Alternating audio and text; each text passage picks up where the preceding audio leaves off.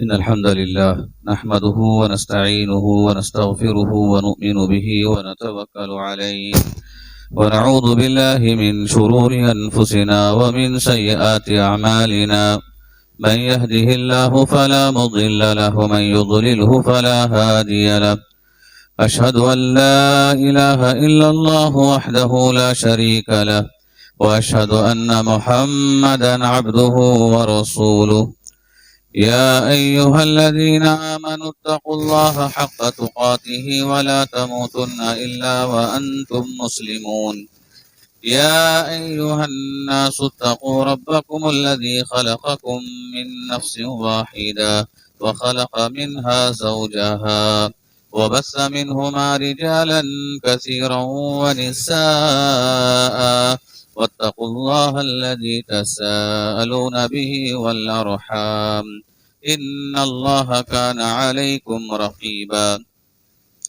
يا أيها الذين آمنوا اتقوا الله وقولوا قولا سديدا يصلح لكم أعمالكم ويغفر لكم ذنوبكم ومن يطع الله ورسوله فقد فاز فوزا عظيما فإن أصدق الحديث كتاب الله وخير الهدي هدي محمد صلى الله عليه وسلم وشر الأمور محدثاتها وكل محدثة بدعة وكل بدعة ضلالة وكل ضلالة في النار أعوذ بالله من الشيطان الرجيم بسم الله الرحمن الرحيم اقترب للناس حسابهم وهم في غفلة معرضون قابل احترام حاضرین، پردہ نشین خواتین، ہر قسم کی تعریف، توصیف، بڑائی، کبریائی اس اللہ وحدہ لا شریک کے لائق ہے، جس نے لوگوں کی ہدایت اور رہنمائی کے لیے نبیوں کو بھیجا، آسمانی کتابوں کو نازل کیا۔ لاکھوں درود و سلام اللہ کے سارے انبیاء پر، خصوصاً آخر نبی محمد مصطفیٰ صلی اللہ علیہ وسلم پر، جنہیں اللہ تعالیٰ نے قیامت تک آنے والی انسانیت کے لیے رسول بنا کر بھیجا ہے، اور ایسے وقت میں رسول بنا کر بھیجا جب کہ سارے لوگ توحید سے غافل تھے، اللہ کی عبادت سے غافل تھے، شرک میں مبتلا تھے۔ لوگوں کو ان کی غفلت سے بچانے کے لیے، آگاہی دلانے کے لیے آپ کو مکہ میں مبعوث کیا۔ محترم حضرات، قرآن مجید جہاں انسان کو بہت ساری باتوں کی تعلیم دیتا ہے، اسی جگہ پر بار بار انسان کو جگاتا ہے، ابھارتا ہے، سوئے ہوئے انسان کو اٹھاتا ہے۔ جب بھی انسان پر غفلت چھا جاتی ہے تو قرآن انسان کو متنبہ کرتا ہے کہ انسان بیدار ہو جا، سنبھل جا، آخرت آنے والی ہے، قیامت آنے والی ہے، آخرت کے دن تجھے اللہ کے سامنے کھڑنا ہے۔ بار بار قرآن اس بات کی تعلیم دیتا ہے اور انسان کو آگاہ کرتا ہے۔ رب العالمین نے قرآن مجید کے اندر کئی جگہ پر اس بات کی تعلیم دی اور کہا کہ چاہیے کہ انسان غفلت کی زندگی نہ گزارے، ہوشیاری کے ساتھ، چالاکی کے ساتھ، کامیابی حاصل کرنے کی نیت سے، نفع پانے کی نیت سے ایک اچھی اور بہتر زندگی انسان گزارے۔ رب العالمین نے قرآن مجید کے اندر فرمایا اقترب للناس حسابهم وهم فی غفلۃ معرضون، لوگوں کے حساب کی گھڑی قریب آ چکی، مگر لوگ کیا ہے، غفلت میں اعراض کرتے ہوئے زندگی گزار رہے ہیں۔ اقترب للناس حسابهم وهم فی غفلۃ معرضون، غفلت میں پڑھ کر لوگ اعراض کرتے ہوئے، پیٹ پھیر کر اپنی منمانی زندگی گزار رہے ہیں غفلت کے ساتھ۔ اس آیت کریمہ میں اللہ رب العالمین نے انسانوں کو جگایا ہے، بیدار کیا ہے، اور کہا کہ انسان ہوشیار ہو جائے، آخرت کی تیاری کر لے اور ڈرے اللہ تعالیٰ سے، ڈرے جہنم کے عذاب سے، غفلت کی زندگی چھوڑ دے، اس لیے کہ قیامت بالکل قریب ہے۔ اقترب للناس حسابہم، انسان کے حساب کا وقت بالکل قریب آ چکا ہے، اور اس کی نشانیاں بہت ساری رونما ہو چکی ہیں۔ اللہ کے رسول صلی اللہ علیہ وسلم نے فرمایا، میرا دنیا میں آنا قیامت کی نشانی ہے، میرا دنیا سے جانا قیامت کی نشانی ہے۔ اور اسی قدر آپ صلی اللہ علیہ وسلم نے پیشن گوئیوں کے طور پر بہت ساری چیزوں کا ذکر کیا، جن کی پیشن گوئی آپ صلی اللہ علیہ وسلم کی جو بالکل پوری ہو گئی، روز روشن کی طرح وہ عیاں ہو گئی۔ آپ نے فرمایا کہ بچے ماں باپ کی نافرمانی کریں گے، وہ چیز آج دیکھ رہے ہیں۔ شراب عام ہوگا، وہ چیز آج دیکھ رہے ہیں۔ زناکاری، بے حیائی، بدکاری عام ہوگی، وہ چیز آج دیکھ رہے ہیں۔ تو گویا کہ سود خوری، رشوت، حرام کمائی کا معاملہ عام ہوگا، یہ ساری چیزیں دیکھ رہے ہیں۔ جبکہ آپ صلی اللہ علیہ وسلم نے اسے قیامت کی نشانیوں میں بتایا کہ قیامت آنے کی علامت کیا ہے، کہ قیامت آنے کی نشانیوں میں آپ صلی اللہ علیہ وسلم نے ان چیزوں کا ذکر کیا ہے، تاکہ بندہ ان نشانیوں کو دیکھ کر محتاط ہو جائے، بیدار ہو جائے اور اللہ رب العالمین کی عبادت کرنے میں لگ جائے، غفلت کی زندگی نہ گزارے۔ رب العالمین نے اسی لیے کہا اقترب للناس حسابہم، کہ لوگوں کے لیے حساب کی گھڑی قریب آ چکی ہے، لیکن پھر لوگ کیا ہے، غفلت میں زندگی گزار رہے ہیں۔ محترم حضرات، یہ بات سچ ہے کہ آج کا ایک انسان منمانی زندگی گزار رہا ہے، اس کے پاس سوائے دنیا کمانے کے اور کوئی فکر آج نہیں ہے۔ اس کے پاس فکر ہے تو مال کمانے کی فکر ہے، عزت کمانے کی فکر ہے، عہدہ حاصل کرنے کی فکر ہے، اپنی دنیا اچھی بنانے کی فکر میں انسان لگا ہوا ہے، آخرت کو بھلا دیا ہے، آخرت سے غافل بن کر زندگی گزار رہا ہے۔ اگر ہم مسلمانوں کی بات کریں تو مسلمانوں میں بھی بعض ایسے مسلمان ہیں جو برائے نام مسلمان بن کر زندگی گزار رہے ہیں، نام کے مسلمان ہیں یا لباس کے مسلمان ہیں یا اپنے خاندان گھر کے اعتبار سے مسلمان ہیں، ورنہ ایمان میں، عمل میں بالکل وہ اسلام سے نکلے ہوئے لوگ ہیں۔ ان کے اندر غیر مسلموں کے رسم و رواج داخل ہو چکے ہیں، غیر مذہب والوں کے طور طریقے مسلمانوں میں آ چکے ہیں۔ آج دیکھیے، دسمبر کا مہینہ آتے ہی کرسمس کے جہاں کہیں عیدیں چلتی ہیں، کتنے ایسے مسلمان ہوں گے اپنے دوستوں کے ساتھ باقاعدہ اس عیدوں میں شریک ہو کر جیسے وہ کچھ کرتے ہیں وہ سارے کام انجام دیتے ہیں۔ غیر مسلموں کے عیدوں میں شریک ہو کر ان جیسے کاموں کو انجام دینا آج مسلمانوں نے بہت معمولی کام سمجھ لیا۔ کیا ہے سبب؟ غفلت ہے، خود کے دین سے غفلت ہے، خود کے مسلمان ہونے سے غفلت ہے، اور آخرت سے انسان غافل بن کر زندگی گزار رہا ہے۔ رب العالمین نے فرمایا افحسبتم انما خلقناکم عبثا وانکم الینا لا ترجعون، کیا تم یہ سمجھتے ہو کہ ہم نے تمہیں ایسے ہی بیکار میں پیدا کیا ہے اور مرنے کے بعد تم ہمارے پاس نہیں آؤ گے؟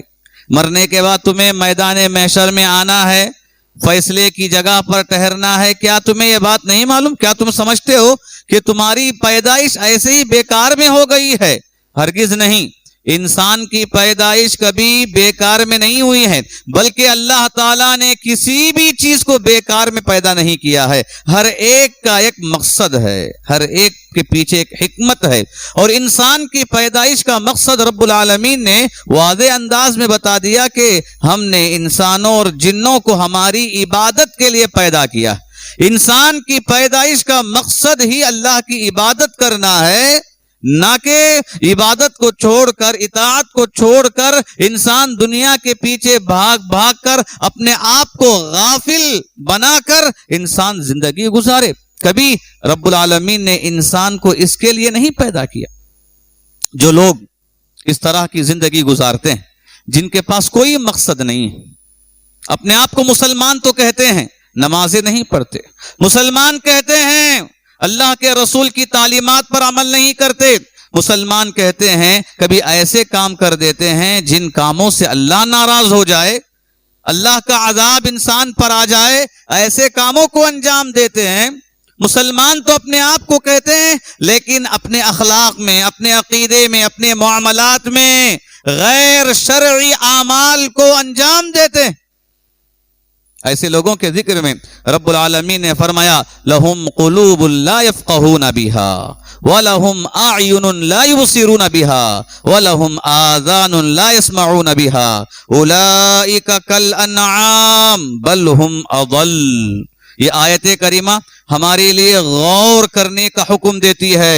ہر مسلمان اس آیت میں غور کرے اور اپنی زندگی کو سامنے رکھے, موازنہ کرے.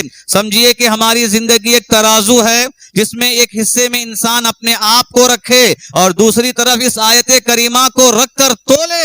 کیا میں اس آیت کریمہ میں شامل ہوں کہ شامل نہیں ہوں؟ اگر کوئی انسان اس آیت کریمہ میں شامل پاتا ہے تو چاہیے کہ وہ سمجھ جائے اور اپنی زندگی کو سدھارنے کی کوشش کرے. اس لیے کہ رب العالمین نے فرمایا جو غفلت کے ساتھ زندگی گزارنے والے ہیں, اللہ کو چھوڑ کر, رسول کو چھوڑ کر منمانی زندگی گزارنے والے ہیں, یہ ایسے لوگ ہیں کہ ان کے پاس دل ہے, سمجھتے نہیں, آنکھ ہیں, دیکھتے نہیں, کان ہیں, سنتے نہیں.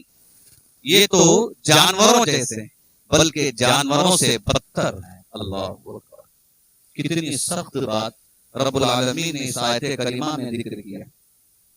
کیوں آخر اللہ تعالیٰ نے لوگوں کو, انسانوں کے بارے میں کہا, جبکہ انسان جس کے تعلق سے بات ہے کہ دنیا میں موجود ساری مخلوقات میں سب سے افضل مخلوق انسان ہے, سب سے اشرف مخلوق انسان ہے. لیکن اس انسان کے بارے میں اللہ نے فرمایا کہ یہ جانور ہیں, جانور سے بدتر ہیں. کون لوگ ہیں؟ ایسے لوگ جنہیں عقل ہے, سمجھ ہے, علم ہے, پھر بھی بات کو نہیں سمجھتے, اپنے اندر تبدیلی نہیں لاتے. جنہیں آنکھیں دی گئی ہیں, دنیا میں ہونے والی چیزوں کو دیکھ کر عبرت حاصل نہیں کرتے, اور کان دیے گئے ہیں, واقعات سامنے آتے ہیں, فلاں کی زندگی ایسی ہو گئی, فلاں اچانک موت کا شکار ہو گیا, فلاں کے گھر کے اندر فقر و فاقہ کا معاملہ آ گیا. یہ ساری چیزیں سننے کے باوجود انسان میں احساس تک نہیں آتا. ایسے لوگوں کے بارے میں کہا کہ یہ لوگ جانور ہیں بلکہ جانور سے بدتر ہیں. محترم حضرات, کیا یہ بات سچ نہیں ہے کہ ہمیں رب العالمین نے عقل کی دولت سے, دل کی دولت سے مالا مال کیا ہے؟ ہم اچھے اور برے کی تمیز کر سکتے ہیں. اگر ہمیں تجارت کرنا ہے, اگر ہمیں نوکری کرنا ہے, اگر ہمیں کوئی بیپار کرنا ہے, روپے پیسے خرچ کرنا ہے, وہاں پر ہم اپنی عقل کو کتنا خرچ کرتے ہیں, اپنے دل میں کس قدر خیالات کو لاتے ہیں, کیسے میں ترقی ہوں, کیسے میں کماؤں, کیسے مجھے نفع ملے گا, کیسے میری زندگی بہتر بنے گی. وہاں پر ہم اپنے آپ کو کس قدر ہوشیار, چالاک بنا دیتے ہیں. لیکن کبھی ہم نے سوچا کہ یہ دنیا تو عارضی ہے, ختم ہونے والی ہے, آخرت کی زندگی اصل ہے. دنیا میں آئے ہوئے کتنے لوگ چلے گئے, دوبارہ نہیں آئے. ہمیں بھی جانا ہے, ایک نہ ایک دن ہمیں قبر سے اٹھایا جائے گا, میدان محشر میں ٹھہرایا جائے گا. تو وہاں کی زندگی ہم کیسے کامیاب بنائیں, یہ دل میں احساس پیدا کرنے والا ایک انسان ہے, صحیح معنوں میں انسان. جس کے اندر یہ احساس نہ آئے, قرآن نے کہا وہ جانور ہے, جانور سے بدتر ہے. اللہ اکبر. اس آیت کو پڑھنے کے بعد چاہیے کہ انسان کبھی اپنے بارے میں بڑی شان نہ رکھے. اگر کوئی اس طرح کی صفت رکھتا ہے, دل اور عقل ہونے کے باوجود سمجھتا نہیں, تو سوچ لے کہ وہ جانور سے بدتر ہے. اور رب العالمین نے کیا کہا, آنکھ ہیں, دیکھتے نہیں. کیا یہ بات سچ نہیں ہے؟ ہمارا گزر جہاں سے بھی ہوتا ہے, دیکھیے کتنے قبرستان دکھائی دیتے ہیں. کبھی ہمارے قبرستان ہیں تو کبھی دوسروں کے قبرستان دکھائی دیتے ہیں. یہ قبریں کیا تعلیم دیتی ہیں؟ بتاتی ہیں کہ اے انسان, تجھے موقع ملا ہے, سنبھل جا, غفلت کی زندگی چھوڑ دے. ایک گنہگار کی قبر یہ تعلیم دیتی ہے, بتاتی ہے میں نے گناہ کیا, آج مجھے سزا مل رہی ہے. ایک نیک انسان کی قبر یہ تعلیم دیتی ہے کہ میری نیکیوں کا ثمرہ اور پھل مجھے آرام دہ زندگی میں قبر خبر میں مل رہا ہے، اے انسان تو سنبھل جا، اپنی غفلت کی زندگی کو چھوڑ دے۔ آنکھ دیے ہیں دیکھنے کے لیے، نتیجہ آج اس کے برخلاف ہے۔ محترم حضرات، اگر ہم کسی جنازے میں شریک ہوتے ہیں تو ہم اس جنازے سے نصیحت حاصل کرنے کے بجائے یا تو اس کا طعنہ دیتے ہیں، اس کی عیوب کا ذکر کرتے ہیں، یا نہیں تو اپنی من مانی گفتگو میں انسان ہنسی مذاق میں اس چیز کو ایسے ہی صرف کر لیتا ہے، جبکہ یہ چیز عبرت کی چیز ہے۔ آنکھیں دی گئی ہیں دیکھ کر نصیحت حاصل کرنے کے لیے۔ اگر کوئی دیکھ کر بھی نصیحت حاصل نہ کرے، وہ سوچ لے کہ وہ جانور سے بدتر ہے۔ کان دیے ہیں نصیحت حاصل کرنے کے لیے، واقعات کو سننے کے بعد، برے انجام لوگوں کے واقعات کو جاننے کے بعد۔ تاریخ ہمیں بتاتی ہے، قرآن مجید کے اندر جن لوگوں کے واقعات ذکر کیے گئے، آخر رب العالمین نے واقعات کیوں ذکر کیا اور یہ بات کیوں بتائی کہ قرآن پڑھو، قرآن سنو، اس سے عبرت ملتی ہے۔ قرآن میں جو واقعات رب العالمین نے ذکر کیا ہے، جسے اللہ تعالیٰ نے دنیا ہی میں عذاب دے دیا تاکہ قیامت تک آنے والے لوگوں کے لیے نصیحت ہو سکے، اگر ہم ایسے لوگوں کے واقعات کو دیکھیں تو ہمیں بات معلوم ہوتی ہے کہ حقیقت میں اللہ تعالیٰ نے ان کے غفلت کی وجہ سے انہیں ہلاک و برباد کر دیا۔ غفلت نے انہیں ہلاک و برباد کر دیا۔ سلف صالحین کہتے ہیں انسان کے پاس اگر برائی آتی ہے تو برائی کے اسباب میں دو سبب بہت اہم ہیں۔ جب انسان کے پاس یہ دو سبب ہوں تو وہ انسان بہت برا ہے۔ کیا ہے؟ ایک ہے غفلت کی زندگی گزارنا، کیوں کھا رہے ہیں نہیں معلوم، کیوں سو رہے ہیں نہیں معلوم، کیوں صبح میں بیدار ہو رہے ہیں نہیں معلوم، اللہ نے زندگی کیوں دی ہے نہیں معلوم، شادی ہوئی بچے ہوئے یہ زندگی کیا ہے کیوں ہے نہیں معلوم، بس غفلت کی زندگی گزار رہے ہیں۔ جب انسان غافل ہو جائے ہر برائی اس کے لیے معمولی ہے، ہر گناہ اس کے لیے آسان ہے۔ اور دوسری چیز شہوت، انسان کے اندر اپنی نفسانی خواہشات، شہوت کے ساتھ زندگی گزارنا، ہمیشہ شہوت کے کام کی طرف توجہ دینا، یہ دو چیزیں جب انسان کے اندر ہوں اس سے بدتر اور برا انسان کوئی نہیں، اس لیے کہ اس کے لیے ہر گناہ آسان ہے، بڑے سے بڑا گناہ بھی اس کے لیے آسان ہے، اس لیے کہ اس کے پاس زندگی کا کوئی مقصد ہی نہیں۔ رب العالمین نے قرآن مجید کے اندر قارون کا ذکر کیا۔ آپ کو معلوم ہے قارون کو اس کی مالداری نے غافل کر دیا اللہ کی عبادت سے، اللہ کی اطاعت سے۔ کیوں؟ قارون نے اتنا بڑا خزانہ اسے عطا کیا کہ اس کی چابیاں لوگ ڈھوتے تھے۔ لوگوں نے اس کی خزانے کو دیکھ کر قارون سے کہا کہ قارون، اللہ نے تجھ پر بڑا احسان کیا ہے، تو بھی ہم پر احسان کر دے۔ قارون نے کہا یہ مال میرے علم کی وجہ سے مجھے ملا ہے، اللہ نے نہیں دیا، میرے علم کی بدولت مجھے ملا ہے، تو گویا کہ میری چالاکی اور میری محنت کا نتیجہ ہے کہ مجھے یہ مال ملا ہے۔ تو یہ قارون کا نشہ تھا، مال کا نشہ، قارون کو اس نے غافل کر دیا، اللہ کے عذاب سے غافل کر دیا، آخرت سے غافل کر دیا۔ تو رب العالمین نے لوگوں کے سامنے اسے زمین میں دھسا دیا، اس کے خزانے کے ساتھ جن لوگوں نے اس سے مال کا مطالبہ کیا تھا، اس کے اس عذاب کو دیکھ کر سارے لوگوں نے کہا اللہ کا شکر ہے کہ اللہ نے ہمیں اس سے بچا لیا۔ ایسے مال کی ضرورت نہیں ہے جو انسان کو غافل کر دے۔ اور یہ بات یاد رکھیے، سچ ہے، جب انسان کے پاس مال زیادہ آتا ہے انسان غافل ہوتا ہے۔ یہ تاریخ ہے ہر زمانے کی، صرف ہماری نہیں، ہر زمانے کی یہ تاریخ ہے کہ جب بھی لوگوں میں مال زیادہ آیا لوگ غافل ہوئے ہیں، اور ایمان پر عمل کرنے والے، دین پر عمل کرنے والے ہر دور میں غریب ہی رہیں، غریب ہی ہر دور میں اللہ اور اس کے رسول کی صحیح معنوں میں عبادت اور اطاعت کرنے والے لوگ۔ تاریخ اس بات پر شاہد، ہر دور میں مالدار نبیوں سے آ کر کہتے تھے، نوح علیہ السلام سے بھی کہا، اللہ کے رسول سے بھی کہا کہ جو غریب تمہارے اطراف میں جمع ہیں ان کو تم دور کرو تو ہم تمہاری بات مانیں گے اور تم پر ایمان لائیں گے۔ مالدار یہ کہتے تھے، کیوں کہ ہم مالدار ہیں، اگر ایمان لائیں گے تو پھر ان لوگوں کے ساتھ ہمیں اٹھنا بیٹھنا پڑے گا، ان غریبوں کے ساتھ ہمارا شمار ہوگا۔ تو صرف مال کی وجہ سے ان لوگوں نے ایمان نہیں لایا۔ ہرقل بادشاہ نے ابو سفیان سے سوالات کی اللہ کے رسول صلی اللہ علیہ وسلم سے پوچھا کئی آپ کے بارے میں کہ آپ کیسے نبی ہیں, آپ کا خاندان کیسا ہے, کیا آپ نے کبھی جھوٹ کہا ہے, کیا آپ کے خاندان میں کوئی بادشاہ گزرا ہے, کسی نے نبی ہونے کا دعویٰ کیا ہے. بہت سارے سوالات کیے.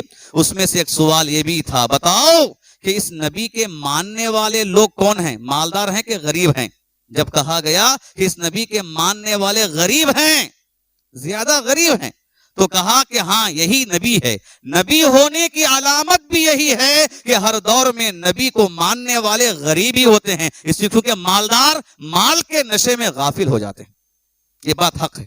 اور ہمارا اگر ہم جائزہ لیں, سمجھو کہ اگر میری کمائی اتنی ہو کہ میں ایک مہینے کی کمائی سے سال بھر آرام کی زندگی گزار سکتا ہوں, تو ایسی صورت میں نہ مجھے صبح کی نماز اٹھنے کی فکر ہوگی, نہ عشاء کی نماز پڑھنے کی فکر ہوگی, نہ قرآن پڑھنے کے بارے میں سوچوں گا, اس لیے کہ کوئی چیز اب نہیں, اس لیے کہ اتنا مست ہوں میں کہ ایک مہینے کی کمائی سال بھر کی کمائی کے برابر ہو جائے گی, اور مجھے کسی کی فکر نہیں ہے.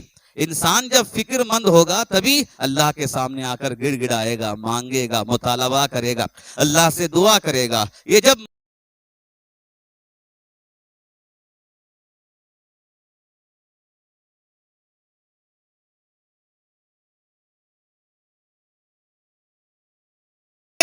اور اس کے غفلت کا نتیجہ یہ ہوا کہ اللہ تعالیٰ نے اسے زمین میں دھسا دیا. یہ عذاب ہے, یہ غافل ہونے والوں کا عذاب. محترم حضرات, قرآن کے اندر جو واقعہ ذکر کیے گئے ہیں ان میں سے ایک واقعہ فرعون کا واقعہ بھی. فرعون نے کیا کیا, انا ربکم الاعلی کہا, میں تمہارا بلند رب ہوں. آخر فرعون کے اندر یہ اس قدر تکبر کہاں سے پیدا ہوا؟ اس لیے کہ اسے عہدے کا نشہ چڑھ گیا تھا.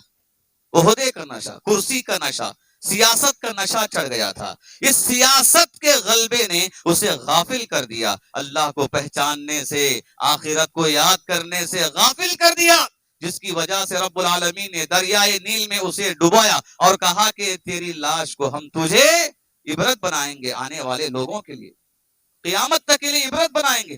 اور یہ فرعون کا تذکرہ یہ قیامت تک آنے والے لوگوں کے لیے باعث عبرت ہے. جو بھی اپنے آپ کو بڑا کہتا ہے وہ جان لے دنیا میں کوئی بڑا نہیں ہے.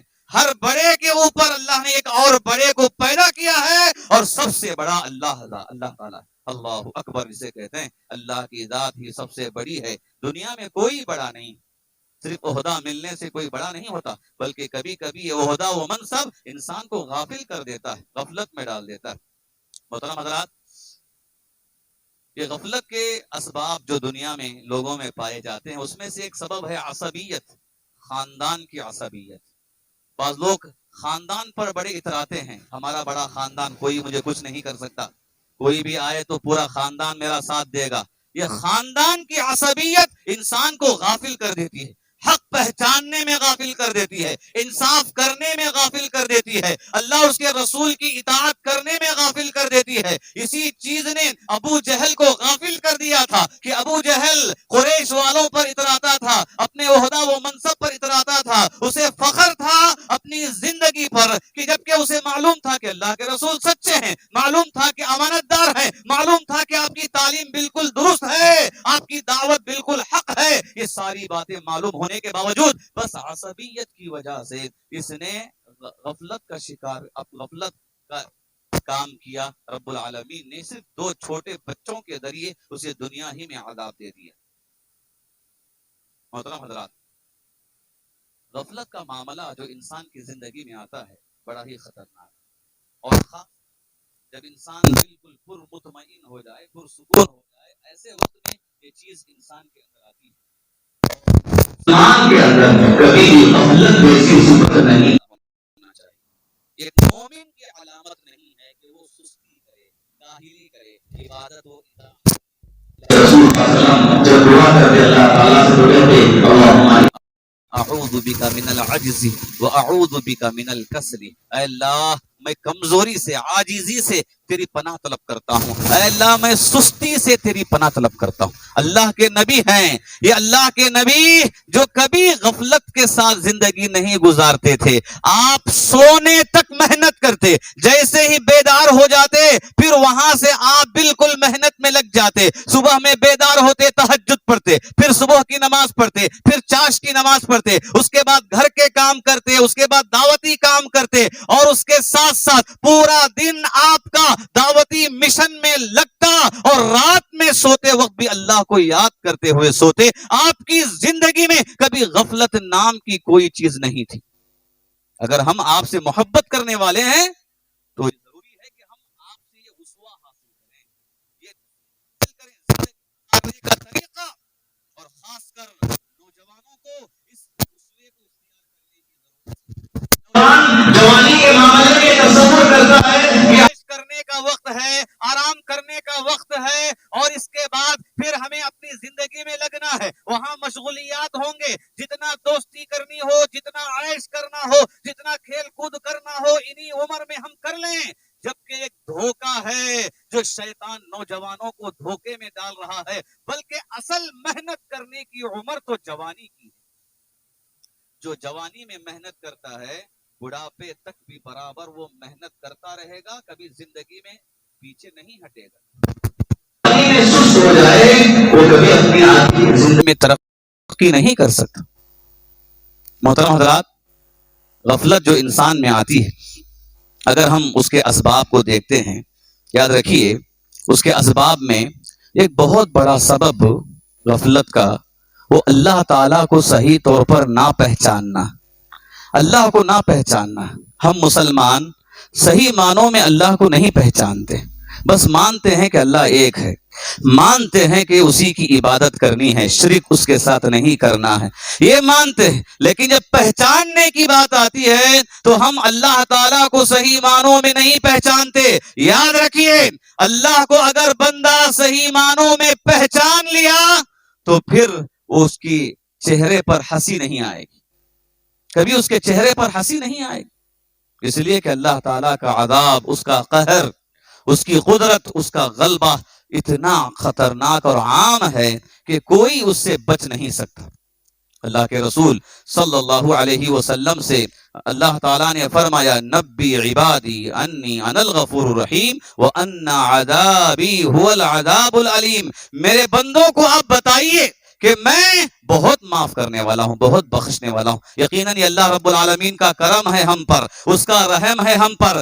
دن بھر، رات بھر، ایک دن، اس سے آگے بڑھ کر ہفتہ بھر، اس سے آگے بڑھ کر مہینہ بھر، اس کے آگے بڑھ کر پھر رمضان آنے تک سال بھر ہم گناہ کرتے رہیں، پھر بھی اللہ تعالیٰ ہمیں کھلا رہا ہے، ہمیں پلا رہا ہے، زندگی میں خوشیاں دے رہا ہے۔ رب العالمین کا ہم پر یہ کرم ہے۔ اگر ہم اللہ سے مانگے معافی، اللہ سے کہیں کہ اللہ تو معاف کر دے، اللہ معاف کرنے والا ہے۔ رب العالمین نے کہا بندوں کو بتاؤ کہ میں بہت معاف کرنے والا ہوں، لیکن اس کے فوری بعد رب العالمین نے کہا یہ بھی جان لے بندے، اگر میں عذاب دینے پر آؤں تو میرا عذاب بھی بڑا خطرناک ہے، کوئی بچ نہیں سکتا، کوئی بچ نہیں سکتا اللہ کے عذاب سے۔ اگر اللہ کے عذاب سے بچنا ہوتا تو نبیوں کی ذریت، خاندان بچ جاتے۔ اگر اللہ کے عذاب سے بچنا ہوتا تو نوح علیہ السلام کا بیٹا دنیا کے عذاب سے بچ جاتا۔ نوح علیہ السلام نے کہا کہ بیٹے کشتی میں آ جا، اللہ کے عذاب سے بچ جائے گا۔ بیٹے نے کہا کہ ابا جان میں پہاڑ پر ہوں، پہاڑ مجھے بچا لے گا، جبکہ سب کو معلوم تھا کہ اب کوئی نافرمان بچنے والا نہیں ہے۔ نبی موجود ہیں، اپنے بیٹے کو دیکھ رہے ہیں، نبی کے آنکھوں کے سامنے بیٹا عذاب میں گرفتار ہو گیا۔ دنیا کے عذاب میں نبی نہیں بچا سکے تو آخرت کے عذاب میں کون کسی کو بچا سکتا ہے؟ پھر بھی یہ غفلت، یہ غافل بن کر زندگی گزارنا، یہ آخر کس طرح کی عقل مندی ہے، کس طرح کی ہوشیاری ہے کہ اللہ رب العالمین کو یہ صحیح طور پر نہ پہچاننے کی علامت ہے۔ اگر اللہ کے عذاب سے بچانے کی بات ہوتی تو لوط علیہ السلام اپنی بیوی کو بچاتے، نہیں بچا سکے، دنیا کے عذاب سے نہیں بچا سکے، لوط علیہ السلام کے خاندان والے بچ نہیں سکے۔ اللہ اکبر۔ محترم حضرات، اگر اللہ کے عذاب سے بچانا ہوتا تو اللہ کے رسول کبھی فاطمہ سے نہیں کہتے کہ اے فاطمہ تو تیرے زندگی کی ذمہ دار ہے، اپنے آپ کو جہنم کی آگ سے بچا لے۔ یہ دھوکہ لوگ دیتے ہیں، یاد رکھیے، دھوکہ لوگ دیتے ہیں، فلاں ولی بچائیں گے، فلاں پیر بچائیں گے۔ اللہ کی قسم، اللہ کی قسم، اللہ کی قسم، کل قیامت کے دن کوئی کسی کو بچانے والا نہیں، کوئی کسی کو بچانے والا نہیں۔ یاد رکھیے اس بات کو، انسان کی زندگی ہے خود کی زندگی، اسے عمل کرنا، اس کے عمل اور اللہ کو راضی کرنے پر اسے جنت ملے گی۔ اللہ کے رسول صلی اللہ علیہ وسلم نے فرمایا من بطأ به عمله لم يسرع به نسبه، جس کا عمل پیچھے کر دے جنت سے خاندان پورا مل کر بھی اسے آگے کر نہیں سکتا۔ ایک انسان کی بات نہیں، پورا خاندان مل کر آگے کرنا چاہے نہیں کر سکتا۔ الغرض پہلی چیز ہے اللہ کی صحیح طور پر معرفت نہ ہونا، اور دوسری چیز ہے محترم حضرات کہ آج انسان جو غفلت میں زندگی گزار رہا ہے وہ دھوکہ کھا رہا ہے، اپنی زندگی میں خود دھوکہ کھا رہا ہے۔ اگر کسی کو پیسے دے لیں یا کوئی پارٹنر بن جائے کام میں، جب پیسہ لیا ہوا انسان دھوکہ دے یا پارٹنر دھوکہ دے، انسان کو کتنی تکلیف ہوتی ہے۔ وہ تکلیف اس لیے کہ دوسرا دھوکہ دے رہا ہے۔ اگر خود گھر کا ایک بھائی دھوکہ دے، بہن دھوکہ دے یا خاندان کا ایک فرد دھوکہ دے، تکلیف اور بڑھ جاتی ہے کہ ہمارا انسان ہی ہمیں دھوکہ دے رہا ہے۔ اب سوچو کہ انسان خود دھوکہ کھا لے، خود دھوکہ کھا لے تو اس سے بدتر انسان کون ہوگا جو خود اپنے آپ کو دھوکے میں ڈال رہا ہے۔ دھوکہ یہ ہے، وہ سمجھتا ہے کہ بس ختم، یہاں ہمیشہ کی زندگی ہے، مرنا نہیں ہے۔ دھوکہ یہ ہے اگر مرنا بھی ہے تو ختم، مرنے کے بعد دوبارہ اٹھنا نہیں ہے۔ دھوکہ یہ ہے اگر قبر میں چلے جائیں گے تو مٹی میں مل جائیں گے، آخرت نام کی کوئی چیز نہیں ہے۔ دھوکہ یہ ہے اگر اٹھے بھی گے تو اللہ تعالی ہمیں جنت میں بھیج دے گا بغیر حساب و کتاب کے۔ دھوکہ یہ ہے اگر جہنم میں جائیں گے بھی تو چند دن کے بعد نکل کر آ جائیں گے۔ اللہ اکبر، اتنے دھوکے کھا کر انسان کیسے کامیابی حاصل کر سکتا؟ یہ دھوکہ ہے، زندگی کو انسان دھوکے میں رکھا ہوا ہے، جس کی وجہ سے غفلت کے ساتھ زندگی گزار رہا ہے۔ آخری بات جو مجھے آپ کے سامنے کرنی ہے، وقت 5 منٹ زیادہ ہو گیا ہے لیکن ایک ضروری بات آپ کے سامنے کرنی ہے محترم حضرات۔ آج جو انسان غفلت کی زندگی گزار رہا ہے اس کا سبب جو آج نوجوانوں میں دکھتا ہے، بڑے ہونے کے بعد مالداری، زندگی، یہ ساری چیزیں آ گئی، نوجوانوں میں جو سبب دکھتا ہے وہ ہے غلط دوستوں کا انتخاب، غلط دوستوں کے ساتھ چلنا پھرنا، ان کے ساتھ اپنی زندگی کا اکثر وقت گزارنا۔ یہ غلط دوستوں کا نتیجہ ایسا ہے کہ اس کے سارے اثرات انسان پر آ جاتے ہیں۔ یہ بات خود سچ ہے، دیکھ لیجیے آپ، ایک نمازی کے ساتھ دوستی کرو، جب وہ نماز کو جائے گا آپ بھی نماز پڑھیں گے۔ ایک بے نمازی کے ساتھ دوستی کرو، وہ نماز نہ پڑھتے ہوئے اپنی جگہ پر بیٹھا رہے گا، تم بھی وہاں بیٹھے رہو گے، خود بے نمازی اور تم بھی بے نمازی ہو گئے۔ اللہ اکبر، یہ دوستی کا اثر پڑتا ہے، دوستی کا اثر۔ غفلت کا اصل سبب دوستی ہے جو انسان کو اس کے اثرات اس میں لے آتی ہے، اور اسی کے ساتھ جو سبب ہے وہ ہے موبائل کا استعمال۔ آج موبائل کے استعمال سے لوگ غفلت میں زندگی گزار رہے ہیں۔ اگر میں کہوں تو یقیناً یاد رکھیے یہ بات بالکل سچی ہے، موبائل کا استعمال کا نتیجہ آج اتنا زیادہ ہے، اگر گھر میں باپ کا انتقال ہوا ہو، یاد رکھیے ایک نوجوان بچہ شام تک غم منائے گا، لیکن جیسے ہی دفنا کر آ جائیں گے وہ موبائل لے کر بیٹھے گا، اس کا غم ختم ہو جائے گا، وہ بھلا دے گا کہ میرا باپ بھی تھا۔ یہ نتیجہ آج ہو گیا ہے، زندگی کا کوئی مقصد باقی نہیں، کوئی مقصد باقی نہیں۔ کھیل کود، وقت صرف کرنا، جتنا زیادہ اس کا استعمال انسان کرتا ہے اپنے مقصد کو بھلا دیتا ہے، نہ دنیا میں کامیاب ہوتا ہے نہ آخرت میں کامیاب ہوتا ہے۔ الغرض یاد رکھیے سال ختم ہو رہا ہے، یہ سال کا اختتام ہمیں یہ نصیحت کرتا ہے، چاہیے کہ ہم جائزہ لیں کہ اس سال ہم نے کتنے اچھے کام کیے ہیں، آنے والے سال بھی ہم وہ کام کو باقی رکھیں۔ اس سال ہم نے کتنے گناہ کے کام کیے ہیں، اللہ سے توبہ کریں، معافی مانگیں، گڑ گڑائیں، اللہ سے اللہ کے سامنے روئیں، اور یاد رکھیے اللہ تعالیٰ معاف کرنے والا ہے۔